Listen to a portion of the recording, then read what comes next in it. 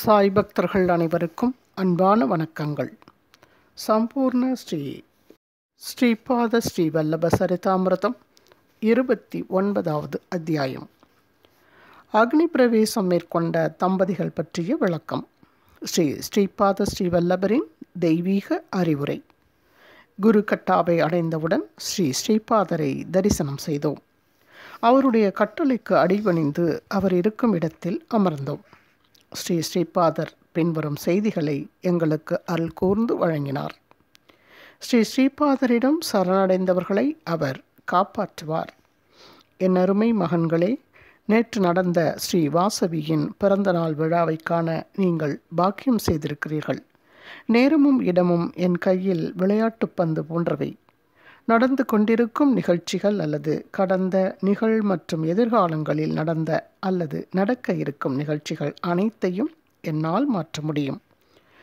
நீங்கள் எவ்வளவு முயற்சி செய்தாலும் இடத்தையும் நேரத்தையும் முடிவில்லா பயணமாக தோன்ற நான் ஆணையிடுவேன். உங்களுடைய சைத்தன்ய நிலைக்கு ஏற்ப என்னை பற்றி நீங்கள் புரிந்து கொள்ள முடியும்.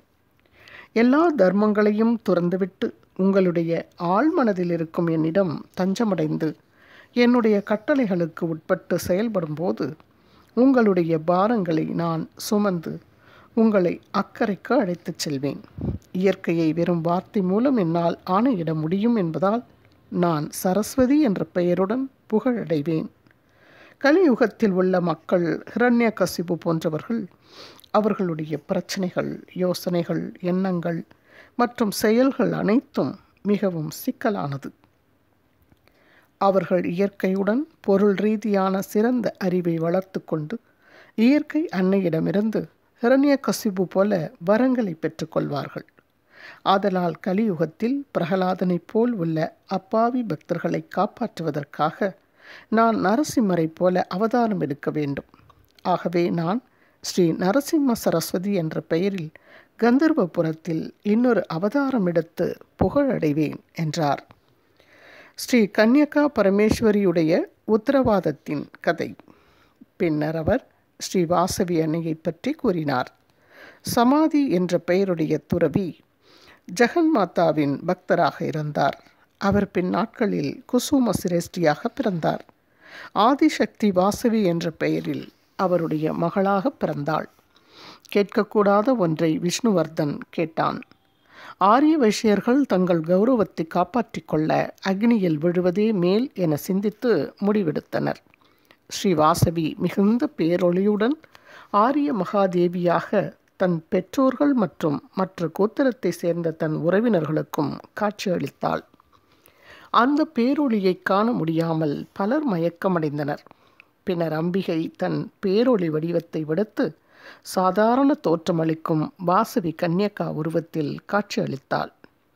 அவள் அவளுடைய வைசிய மக்களிடம், தாய் தந்தையரே, நாம் அக்னி பிரவேசம் மேற்கொண்ட உடனேயே விமலாதித்தனுடைய தலை 1000 துண்டுகளாக உடைந்துவிடும். ஸ்ரீ நாகரேஸ்வரர் தான் வைசியர்களின் ஆதார தெய்வம் என்பதை எப்போதும் மனதில் வைத்துக் கொள்ளுங்கள். விந்தியவாசினி என்று அழைக்கப்படுவது வேறு யாரும் அல்ல, நான் தான். பசுக்கள் மற்றும் பிராமணர்களுக்கு சேவை செய்வது, குலதெய்வ வழிபாடு மற்றும் கோத்திர வழிபாடுகள் உன்னிப்பாக நடத்தப்பட வேண்டும். இந்த விதிகள் மற்றும் விதிமுறைகளை நீங்கள் அனைவரும் பின்பற்றினால் உங்கள் இல்லங்கள் மற்றும் மனதில் என் கொலு சொல்லியை கேட்பீர்கள் என்று நான் உங்களுக்கு கருணையுடன் உத்தரவாதம் அளிக்கிறேன். உங்கள் இல்லங்களில் லக்ஷ்மி கடாட்சம் பிரகாசிக்கும். நீங்கள் இவ்வுலக வாழ்க்கையில் அனைத்து மங்களமும் சுகங்களையும் பெற்று வெற்றியாளராகி கைலாசத்தை அடைந்து அங்கு சந்தோஷமாக இருப்பீர்கள் என்றாள். நான் அவரிடம், மகாபிரபு, ஹோமகுண்டத்தில் இறங்கிய தம்பதிகள் யார்? அவர்களுடைய கோத்திரம் என்ன? தயவுசெய்து எனக்கு கூறுங்கள் என்று கேட்டேன். இறைவன் மிகவும் மகிழ்ச்சி அடைந்து கூறினார், 102 கோத்திரங்களைச் சேர்ந்த மக்கள் ஆரிய வைசியர்கள் என்று அழைக்கப்படுவார்கள். ஆரிய மகாதேவி என்கிற ஸ்ரீ வாசவி கன்யகாவுடன் ஹோமகுண்டத்திற்குள் இறங்கிய தம்பதிகளை நினைவில் கொள்பவர்களின் பாவங்கள் அனைத்தும் விலகிவிடும். கோத்திரங்கள் பற்றிய வர்ணனை. லாபாத மகரிஷியின் கோத்திரத்தை சேர்ந்த தனதா மற்றும் தனலட்சுமியை முதலில் நிலைப்படுத்தி கொள்ள வேண்டும். ஆரிய வைசியர்களின் கோத்திரங்கள் பின்வருமாறு: பிரபாத ரிஷியின் பிரபாத சகோத்திரம், மாண்டவிய ரிஷியின் மானவ சகோத்திரம், ஆங்கிரீசரின் கர்ஹஸ்ய கோத்திரம், கோபக ரிஷியின் கோபக சகோத்திரம், பூதிமாஷ முனியின் பூதிமாஷ சகோத்திரம், ஸ்ரீவத்ச முனியின் ஸ்ரீவத்ச கோத்திரம், கண்வ மகரிஷியின் கண்வ சகோத்திரம், கந்தர்ப்ப மகரிஷியின் கந்தர்ப்ப சகோத்திரம், காலுப்பியாச ரிஷியின் காலுப்பியாச கோத்திரம், தேவவல்கியரின் தேவவல்கியஸ்ய கோத்திரம், மைத்ரேயரின் மைத்ரேயஸ்ய கோத்திரம், சனக மகரிஷியின் சனகச கோத்திரம், ஆங்கிரீச முனியின் உத்தமோசஜ கோத்திரம். இந்த உத்தமோசஜ கோத்திரத்திற்கு ஒரு சிறப்பு உண்டு. அக்னியை வழிபட்ட ஆங்கீரசர் பிற்காலத்தில் உத்தரோதர நாரதர் என்ற பெயரை பெற்றார். வாமதேவ ரிஷியின் வாமதேவச கோத்திரம், காஷ்யப முனியின் காஷ்யபச கோத்திரம், ஜராத்கார முனியின் ஜராத்காரச கோத்திரம், சுரீஷ்ண முனியின் துர்வாசன கோத்திரம், மௌத்கல்யரின் மௌத்கல்யச கோத்திரம், ஆத்ரேய ரிஷியின் ஆத்ரேய கோத்திரம், ஜாதுகர்ண முனியின் ஜாதுகர்ணச கோத்திரம், புண்டரீக முனியின் புண்டரீகச கோத்திரம், தௌமியா ரிஷியின் சுப்பிரமணியச கோத்திரம், வாயவிய ரிஷியின் வாயவியச கோத்திரம், பராசர ரிஷியின் பராச்சரிய கோத்திரம், பௌலட்சிய ரிஷியின் பௌலட்சியச கோத்திரம், அகஸ்திய ரிஷியின் அகஸ்தியச கோத்திரம், கௌதம முனியின் கௌதமச கோத்திரம், பார்கவ ரிஷியின் போதயனச கோத்திரம், ஜெய் முனியின் மஸ்கச கோத்திரம், மதங்க முனியின் ஹரிவல்கச கோத்திரம்,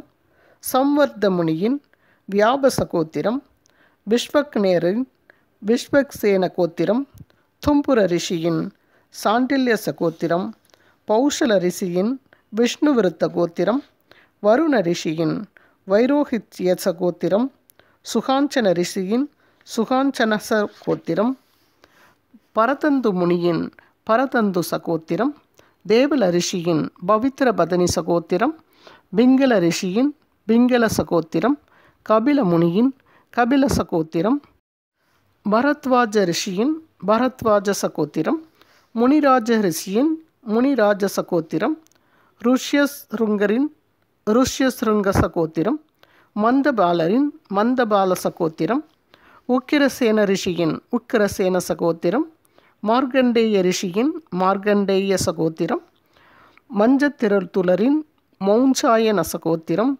யாக்ஞவல்ய ரிஷியின் யாக்ஞவல்க சகோத்திரம், சகோத்திரம், பிராசீனரின் ஸ்ரீதரரா சகோத்திரம், ஜடபரதரின் ஜடபரத சகோத்திரம், கிருக்கியரின் தித்திர சகோத்திரம், கௌண்டின்யரின் கௌண்டின்ய சகோத்திரம், வேதநிதியின் கபீதர சகோத்திரம், பிருகு மகரிஷியின் பார்க்கவ சகோத்திரம், சம்வர்தரின் சம்வர்த சகோத்திரம், ஹயக்ரீவரின் சகோத்திரம், வால்மீகரின் வால்மீக சகோத்திரம், பவித்ரபாணியின் தைத்திய சகோத்திரம், மரீசரின் மரீச சகோத்திரம், போதாயனரின் சௌவர்ண சகோத்திரம், சரபமுனியின் உச்சி சகோத்திரம், காம்யக ரிஷியின் காந்தேய சகோத்திரம், சத்வரதரின் சத்ய சகோத்திரம், மகாசேனரின் சனத்குமார சகோத்திரம், கௌத்சரின் கௌத்ச சகோத்திரம், ஸ்தூலசிரசின் வதுக சகோத்திரம், கிருஷ்ண துவைபாயனரின் சௌசேயன கோத்திரம், மாதவரின் ஜம்பசூதன சகோத்திரம், தேவரதரின் தேவரத சகோத்திரம், சரபங்கரின் சரபங்க சகோத்திரம், நேத்திரபாதரசரின் நேத்திரபாத சகோத்திரம். இந்த கோத்திரத்தில் தௌமியரை நேத்திரபாதச வம்சத்தின் நேத்திரபாதச தௌமியர் என்று அழைக்கிறார்கள். விஷ்ணு விருத்த முனியின் கிருஷ்ண மத சகோத்திரம், சக்கரபாணி முனியின் சக்கரபாணி சகோத்திரம், பிரகஸ்பதியின் ஜீவந்தி சகோத்திரம், வசிஷ்டரின் வசிஷ்ட கோத்திரம், துர்யாவரதரின் சௌனக சகோத்திரம், மௌசல ரிஷியின் ஸ்வர்ண சகோத்திரம், ஆங்கிரீச ரிஷியின் ஸ்வர்ண சகோத்திரம், சனந்தரின் சனந்தன சகோத்திரம், புண்டரீகரின் உத்ருஷ்டகச கோத்திரம், ஆங்கிரீஷரின் சுக்லாச கோத்திரம், புண்டரீகரின் புண்டரீகரச கோத்திரம், கிருஷ்ணரின் கிருஷ்ணச கோத்திரம், திரிஜடுவின் தரணீச கோத்திரம், பல்லவ முனியின் பல்லவ சகோத்திரம், சதுஷ்கர்ணுவின், ஆஸ்வலாயனரின் அச்சாயன சகோத்திரம், சுந்தரிய முனியின் சுந்தர சகோத்திரம், வருணரின் வருண சகோத்திரம், ஜாபாலியின் வாசுதேவ சகோத்திரம், சாரங்கரவரின் சாரங்கவ சகோத்திரம், சுதீஷணரின் சுதீஷண சகோத்திரம், சௌமியரின் சௌமிய சகோத்திரம், புலஸ்தியரின் பரஸ்பராயண சகோத்திரம், கௌசிகரின் கௌசிகா சகோத்திரம், பிரேதமனஸ்கரின் சாமரண சகோத்திரம், சனத்குமார ரிஷியின் ஜாபால சகோத்திரம், பாவன ரிஷியின் நாரத சகோத்திரம், பிரகதீச ரிஷியின் அஸ்ரு சகோத்திரம், விஸ்வாமித்ர ரிஷியின் விஸ்வாமித்ர சகோத்திரம். என் செல்வங்களே, இதுதான் 102 கோத்திரங்கள் என்றார். இதன் தொடர்ச்சியை அடுத்த ஆடியோவில் பதிவிடுகிறேன். தொடர்ந்து கேளுங்கள் நண்பர்களே. குரு வாழ்க, குருவே துணை. ஓம் சாய்ராம்.